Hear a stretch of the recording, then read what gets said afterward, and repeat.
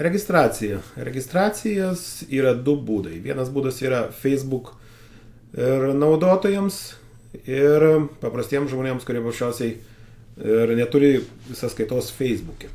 Tai dabar pabandykime susikurti sąskaitą su ir ne Facebook naudotojais.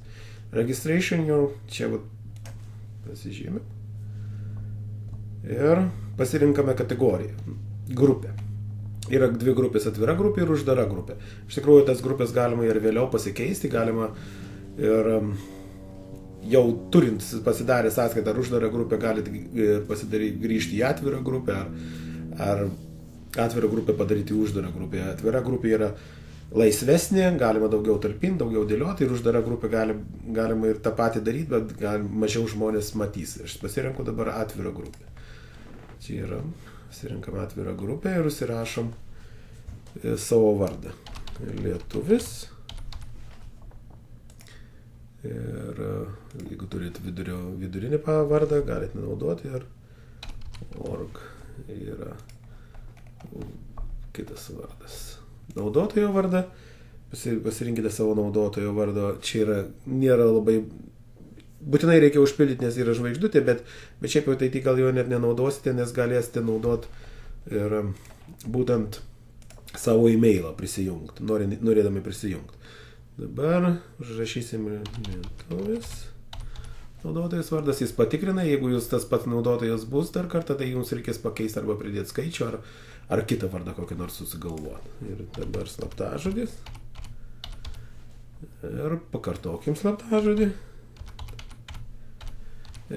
Turi būti ne mažiau 4 ženklų. Tai e-mailą pasirašyti, info, lietuvis.org, pasirinkti savo lytį ir gimtadienį. Gimtadienį datoje reikia pasirinkti, jeigu eisime mėnesį, jis bus ilgai užtruktų, tai spauskite į mėnesį, pasirodo metai, dar kartą spauskite metus ir tada jau matysite jau metų lentelę. Tai nueikite iki savo metų, pasirinkite savo mėnesį ir dieną.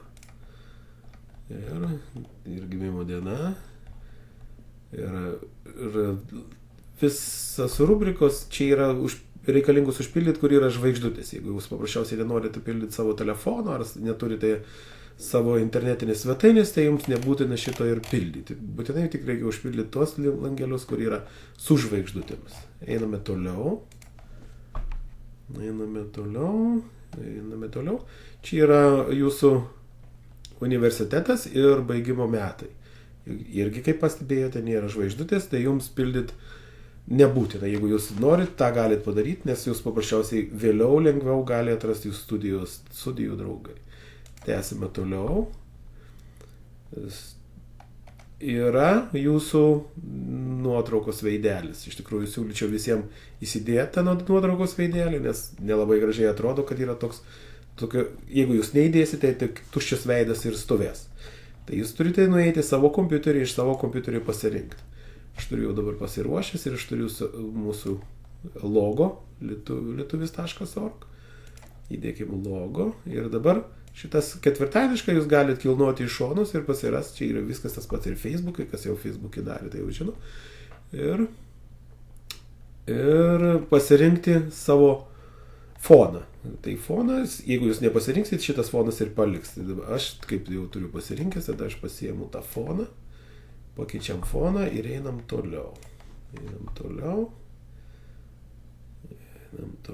ir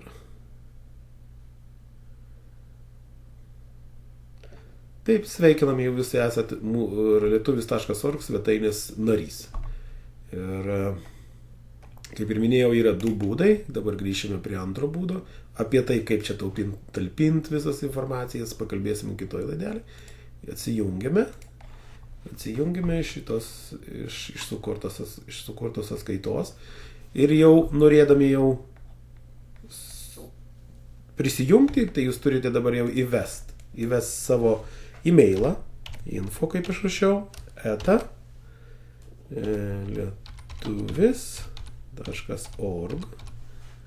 lietuvis.org ir slaptažodį. ir prisijungti. Laukime. Kaip pastebėjot, mes dabar esam prisijungę. Čia jokio aktyvacijos kol kas nėra, bet jeigu mes matysim, kad jau iš tikrųjų yra sudėtinga, galbūt teks ateityje nueiti į jūsų savo e-mailą ir patvirtinti. Dabar bandysime antrą variantą. Antras variantas yra Facebook nariams. Facebook nariai yra biškai patogiau, nes jų gali naudoti jų nuotrauką ir jų fono, tas nuotraukas dvi, kur yra fono. O čia jau sveikina, kad jūs jau čia galima ateiti. Ten gali būti ir paklausti kažkokią, kadangi aš jau buvau įjungęs, aš dabar antrą kartą bandau, nes gali paklausti ir jums reikėtų sutikti su tą, kad naudos šitą svetainį jūsų informaciją. Ir create my account, tada paspaudžiame susikurti savo sąskaitą, taip pat pasirenkame grupę, kokią pageidaujate. Ir kaip ir sakiau, yra patogiau galbūt atvira grupė. Nes paskui galite vėliau, yra elektroninis paštas ir jums reikia parašyti ar Facebook'o, ar naują kokią nors ir slaptažodį.